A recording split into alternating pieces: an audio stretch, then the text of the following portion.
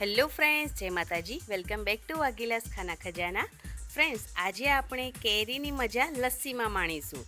તો આજે આપણે બનાવીશું ગરમીમાં પીવા માટે પરફેક્ટ અને થોડા જ મિનિટોમાં તૈયાર થઈ જાય તેવી એકદમ ઠંડી ઠંડી અને ક્રીમી મેંગો લસ્સી, જે બાળકોથી લઈને મોટા સુધી બધાને ગમશે. આ ટેસ્ટ એકવાર બનાવશો તો રોજ પીવાનું તમને મન થયા જ કરશે. તો ફ્રેન્ડ્સ, આજની આ રેસીપી પસંદ આવે અને તમે હજુ સુધી ચેનલને સબસ્ક્રાઈબ ના કરી હોય તો પ્લીઝ ચેનલને જરૂરથી સબસ્ક્રાઈબ કરજો. લાઈક, કોમેન્ટ અને શેર કરવાનું બિલકુલ ના ભૂલતા. તો ચાલો શરૂ કરીએ.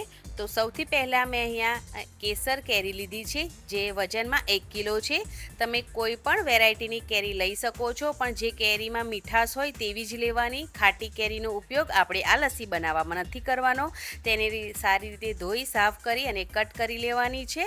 અને હવે તેનો પલ્પ બનાવવાનો છે, એટલે મિક્સર જાર લઈ કેરીના ટુકડા જેટલા મિક્સર જારમાં સમાય તેટલા ઉમેરી દેવાના છે. અને તેની અંદર અડધી વાટકી જેટલું દહીં ઉમેરવાનું છે. દહીં પણ મોડું જ લીધું છે, ખાટા દહીંનો ઉપયોગ આપણે નથી કરવાનો.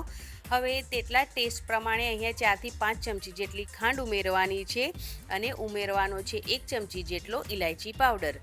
અને આ બધી જ વસ્તુ ઉમેર્યા પછી તેની અંદર થોડા આઈસ ક્યુબ ઉમેરી દેવાના છે. હવે ઢાંકણ બંધ કરી અને આ કેરીની આપણે પ્યુરી બનાવીને રેડી કરી લેવાની છે. તો મેં અહીંયા 1 kg કેરી લીધી છે. તો આ જ રીતથી હું બધી જે કેરી છે તેનો પલ્પ બનાવી અને રેડી કરી લઈશ. તો પલ્પ બનીને રેડી થઈ ગયો છે, તો તેને એક બાઉલમાં કાઢી લઈશું આપણે. તો અહીંયા મેં આ જ રીતે બધો જ પલ્પ બનાવીને રેડી કરી લીધું છે. મેં અહીંયા 1 kg કેરીનો પલ્પ બનાવીને રેડી કર્યો છે.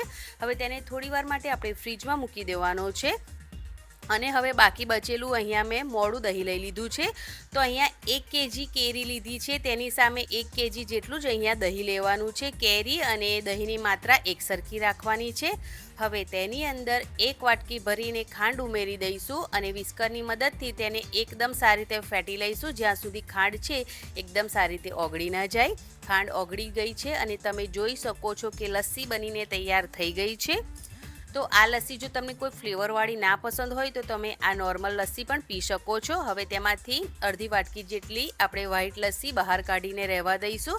અને બાકી બચેલા વ્હાઈટ લસ્સીમાં જે આપણે કેરીનો પલ્પ બનાવીને જે રેડી કર્યો છે મિક્સરમાં પીસીને, તે બધો જ પલ્પ આપણે અત્યારે આ દહીંમાં ઉમેરી દેવાનો છે અને તેને એકદમ સારી રીતે મિક્સ કરી લેવાનું છે. ફ્રેન્ડ્સ, ધ્યાનમાં રાખવાની વાત એ છે કે તમે લસ્સી બનાવવા માટે જે કેરીનો ઉપયોગ કરો તે ગળી હોવી ખૂબ જ જરૂરી છે. ખાટી કેરીનો ઉપયોગ આપણે બિલકુલ નહીં કરવાનો. અને એ જ પ્રમાણે દહીં પણ ખાટું નહીં લેવાનું, એકદમ સરસ મોડું દહીં લેવાનું. તો લસ્સી બનીને તૈયાર થઈ ગઈ છે. તો ચાલો તેને સર્વ કરી લઈએ.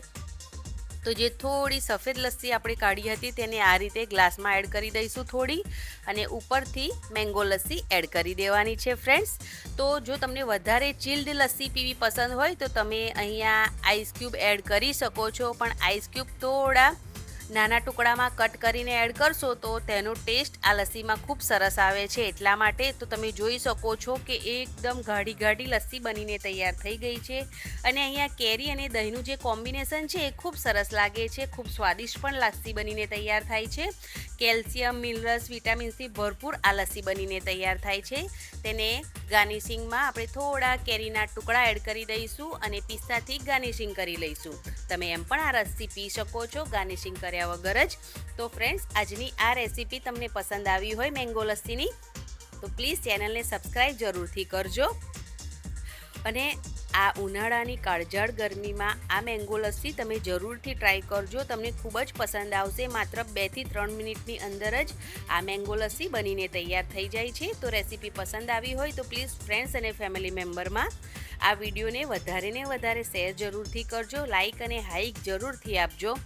અને મારી એક રિક્વેસ્ટ છે કે કોમેન્ટ કરીને તમે તમારા અનુભવો જરૂરથી શેર કરજો. અને તમે મારો વિડીયો ક્યાંથી જુઓ છો એ પણ તમે મને કોમેન્ટ કરીને જરૂરથી જણાવજો.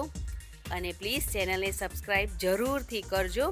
અને તમે જોઈ શકો છો કે કેટલી ગાઢી અને મલાઈદાર લસ્સી બનીને તૈયાર થઈ ગઈ છે. તો જરૂરથી ટ્રાય કરજો. તો મળીએ આવી જ એક અવનવી બીજી રેસીપી સાથે.